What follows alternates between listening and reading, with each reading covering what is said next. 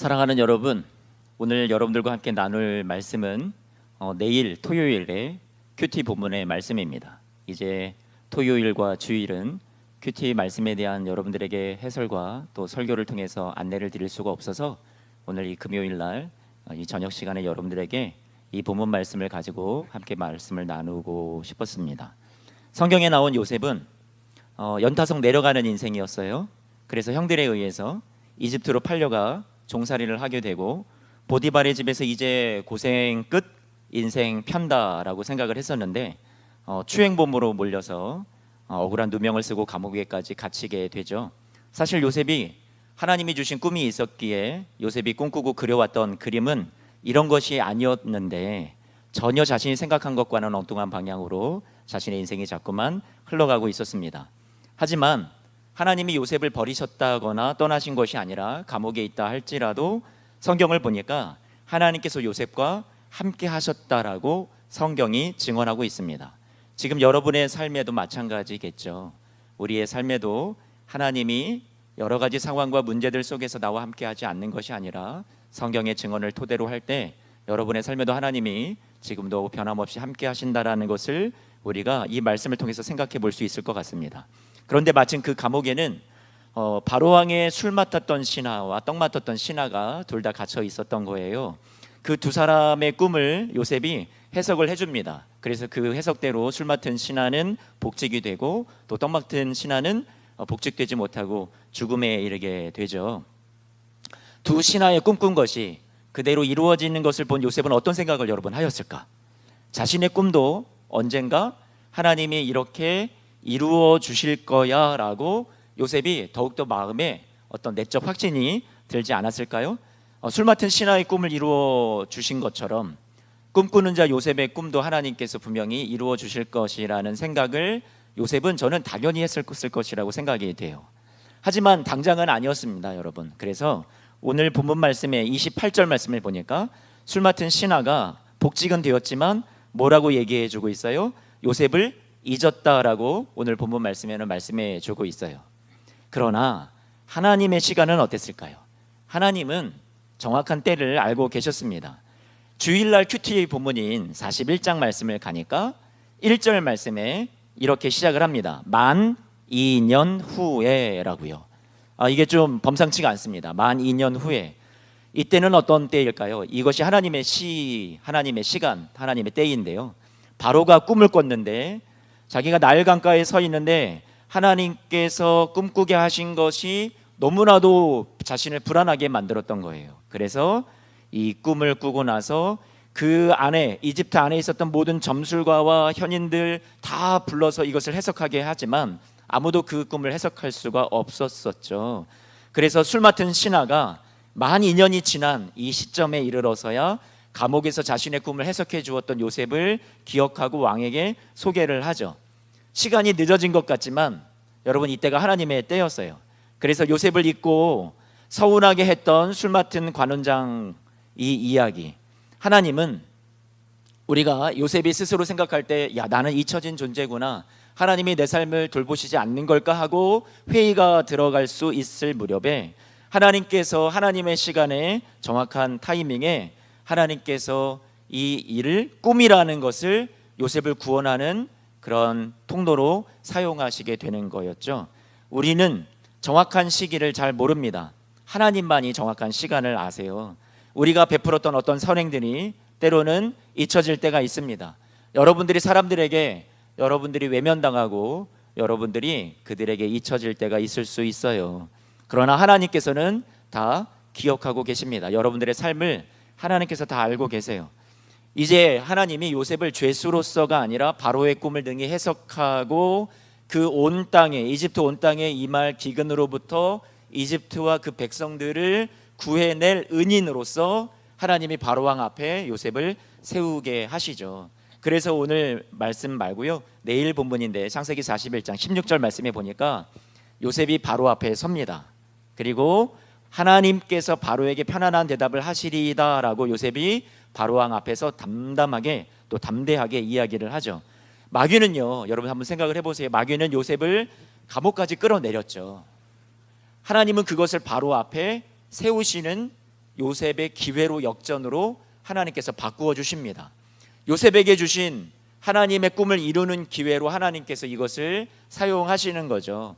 거기까지 내다볼 수 있는 눈은 요셉에게도 없었어요. 어떻게 보면 그저 아버지 집에서 채색 옷을 입으면서 편애를 받으면서 편안하게 지냈을 것이 더 우리가 생각할 때는 복이다라고 싶었을지 모르나, 그 편안하고 안락한 삶으로는 결코 이룰 수 없는 놀라운 일로 하나님께서 지금 악을 선으로 바꾸어 가시는 그 하나님의 뛰어난 섭리를 우리는 말씀 속에서 발견하게 됩니다. 바라는 일들이 되지 않는다고 우리가 낙심할 때가 있죠. 술 맡은 신하로부터 잊혀진 2년이라는 시간이 헛되이 흘러가는 것 같아서, 그래서 요셉도 너무나도 안타깝고 우리의 삶에도 이와 비슷한 일들을 우리도 경험하고는 합니다.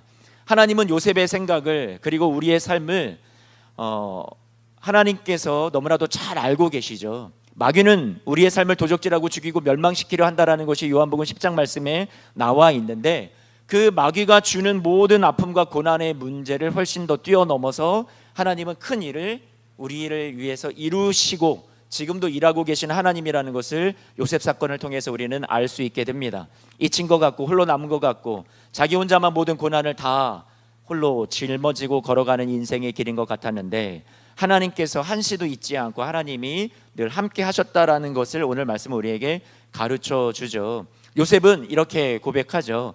41장 16절 말씀에 뭐라고 고백하냐면, 바로에게 하나님이 그가 꿈꿈에 대해서, 바로왕 당신이 꿈꿈에 대해서 하나님이 분명히 대답해 주실 거야 라고 이야기를 해 줍니다.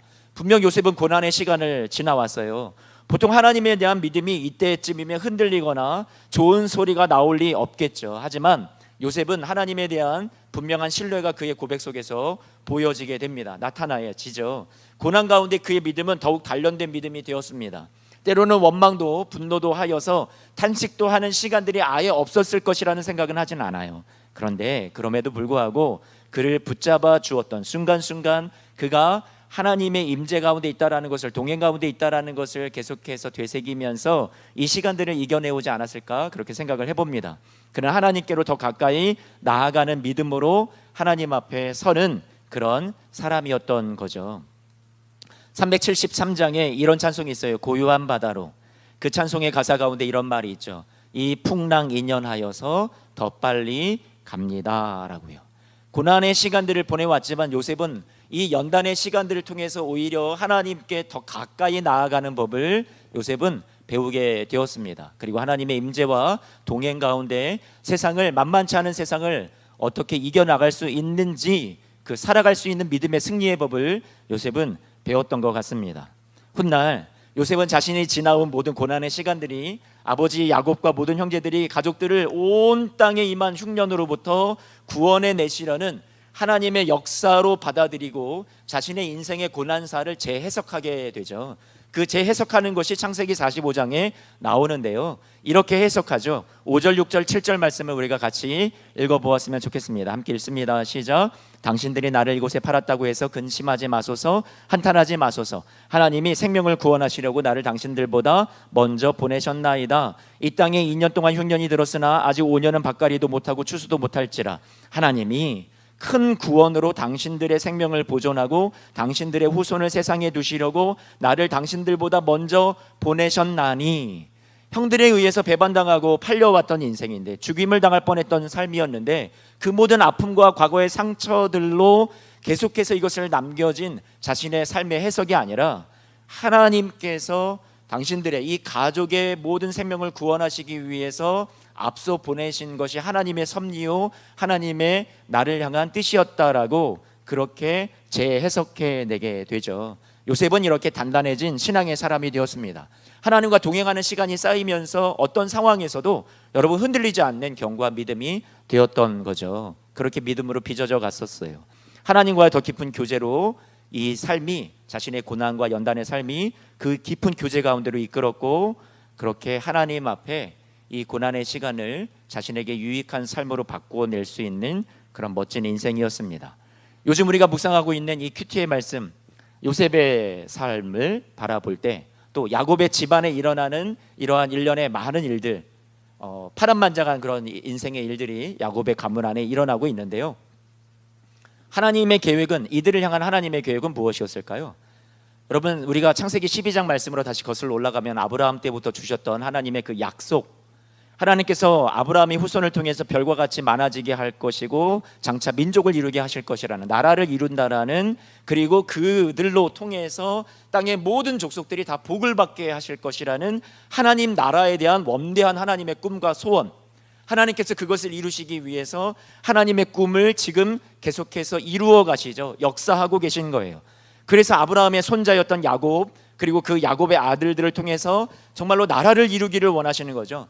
그런데 이들이 나라를 이루어서 온 땅 가운데 하나님 나라를, 그래서 세상에 하나님 나라를, 하나님이 원하시고 기뻐하시는 세상을 만들어 주기를 하나님께서 꿈꾸시면서 이들을 이끌어 가시는데, 이들 모두가 하나님의 멋진 동역자들이 되기를 원하셨는데, 여러분, 마귀가 가만히 내버려 둘까요? 아니요, 내버려 둘 수가 없죠. 두고만 볼 수 없는 거예요. 마귀가요, 어떻게 해서든 그 하나님의 원대한 꿈과 계획을 무산시키고 회방하는 것이 마귀의 일이죠. 이스라엘이라는 또 다른 이름을 가진 야곱의 이 12 아들들, 장차 한 나라를 이룰 이들의 관계부터 깨부셔야만 했던 거겠죠. 그래야 나라를 세울 수 없을 거 아니에요. 그래서 야곱에게 2명의 아내와 2명의 첩과 배다른 형제들로 인한 갈등이 있게 하고 요셉을 편애하도록 만드는 그러한 모든 것도 배후에 저는 마귀가 있었을 것이라는 생각을 해봅니다. 그래서 엮이는 가정에 원인 제공자가 야곱이 되게 하고, 요셉도 좋은 꿈을 꿨어도 잠잠히 그것을 마음에 새겨두면 좋았으련만 눈치도 없이 형들 앞에서 막 자랑하고 그렇게 떠들어대는 그러한 모습을 요셉이 또 보여주게 되고, 형들은 또 어떻습니까? 형들의 마음에 마귀는 시기심을 주었고요, 요셉을 죽이려 하고요, 또 팔아버려서 이들을 향한 하나님의 나라의 그 원대한 꿈을, 하나님께서 꿈꾸시는 소원을 다 무산시켜 버리려 하는 것이 마귀가 하는 일이겠죠. 요셉의 삶을 도적질하여서 하나님의 계획을 이루지 못하게 하도록 회방하는 일들이 계속해서 이들 가문 안에 일어나고 있었던 거예요. 저와 여러분들의 삶에는 어떨까요? 사형리라는 예전에 우리 CCC에서 나온 그 복음 전도 책자를 보면, 하나님은 당신을 사랑하시며 당신을 향한 놀라운 계획을 가지고 계십니다 라는 말씀이, 그 문구가 나와요. 전도의 문구가 나와요.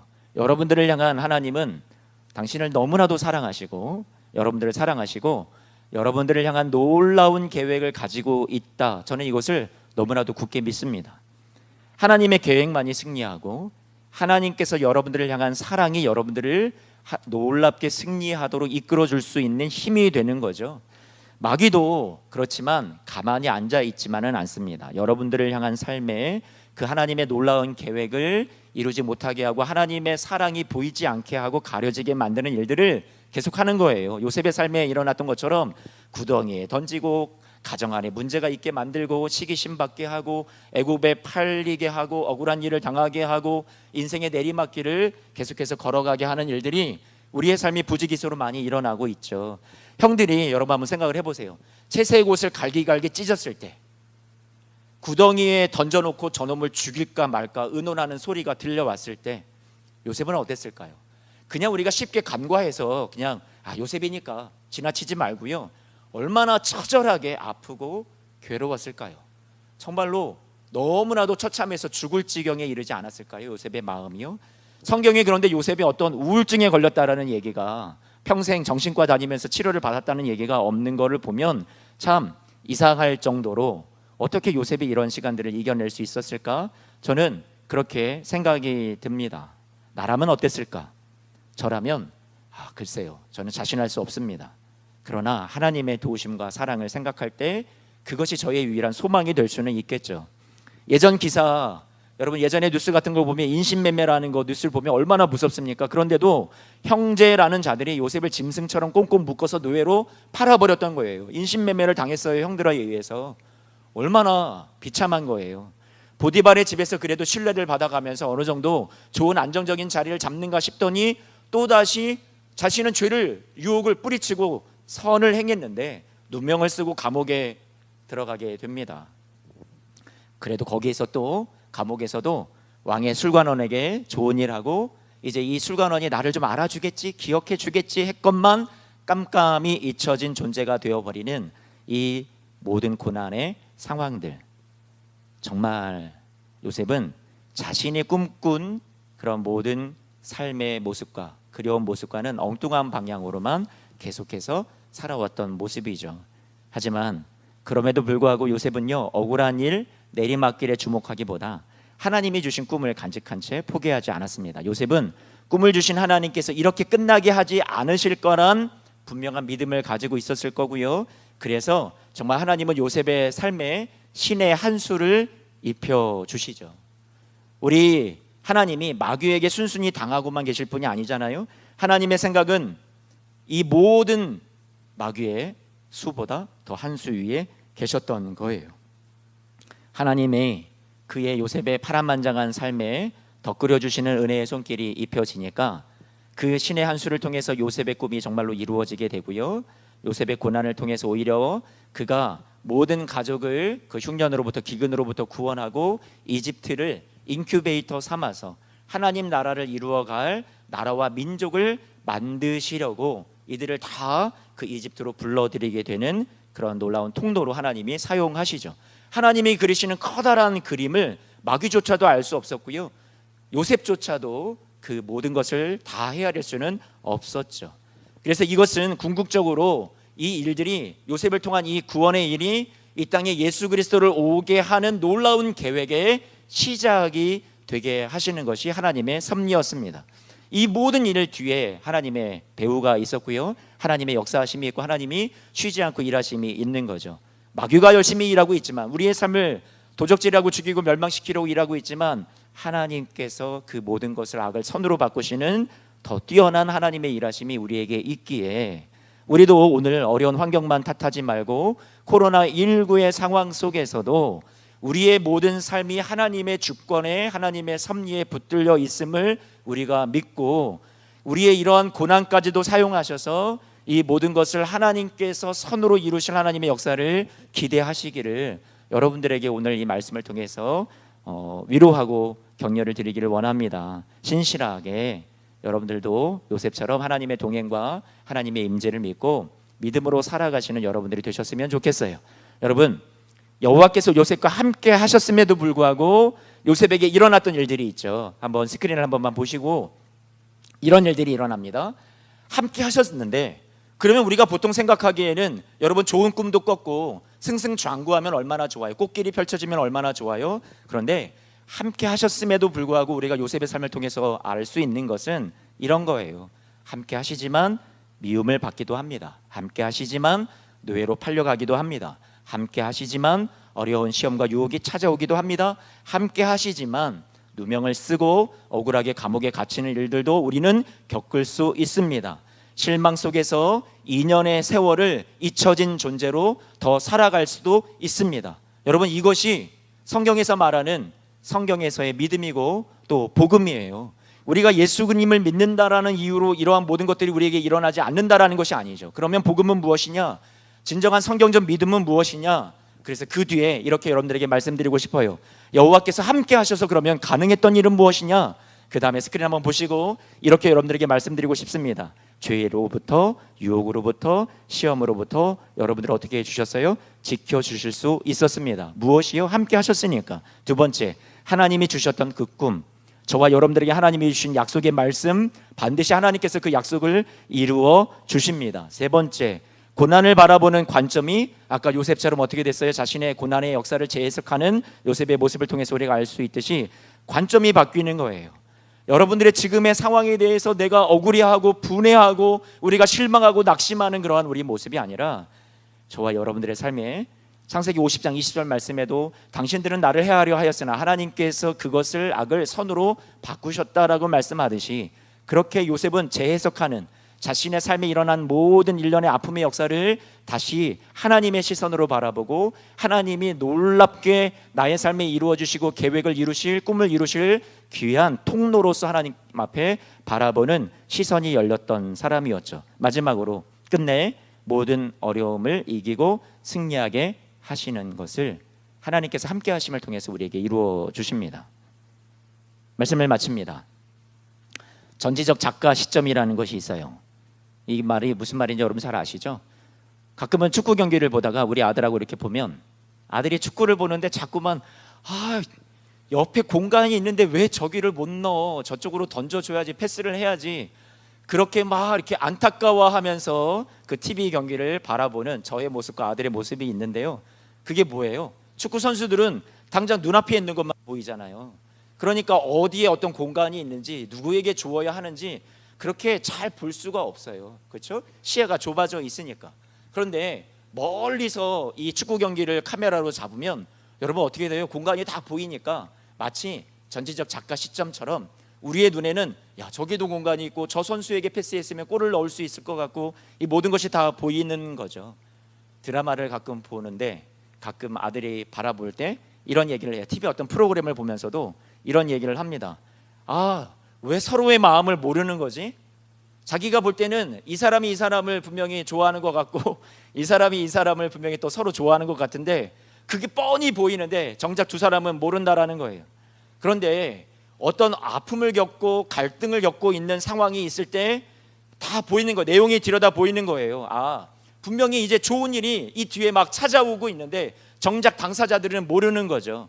곧 이제 상황이 역전되고 바뀔 것을 다 이렇게 암시하고 보여주고 있는데 당사자들은 전혀 모르고 있을 때 그것을 멀리서 바라보는 전지적인 작가 시점에서는 다 알 수 있다라는 거죠.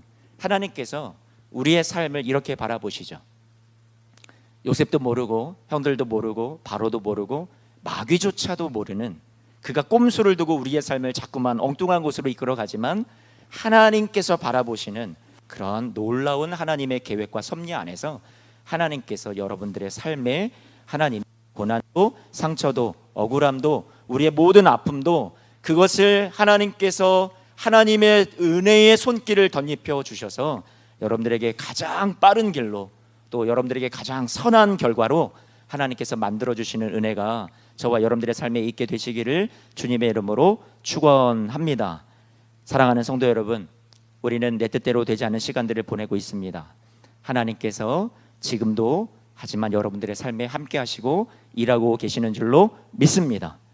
사랑하는 성도 여러분, 이런 젊은이들이 이런 표현 많이 해요. 아자 하면서 여러분들에게 힘내라고, 여러분들에게 이렇게 저도 얘기해 주고 싶습니다. 옆 사람에게, 가족들에게 이렇게 한번 얘기해 보겠습니다.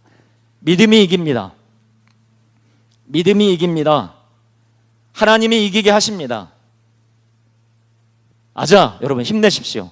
우리 같이 찬송하기를 원합니다.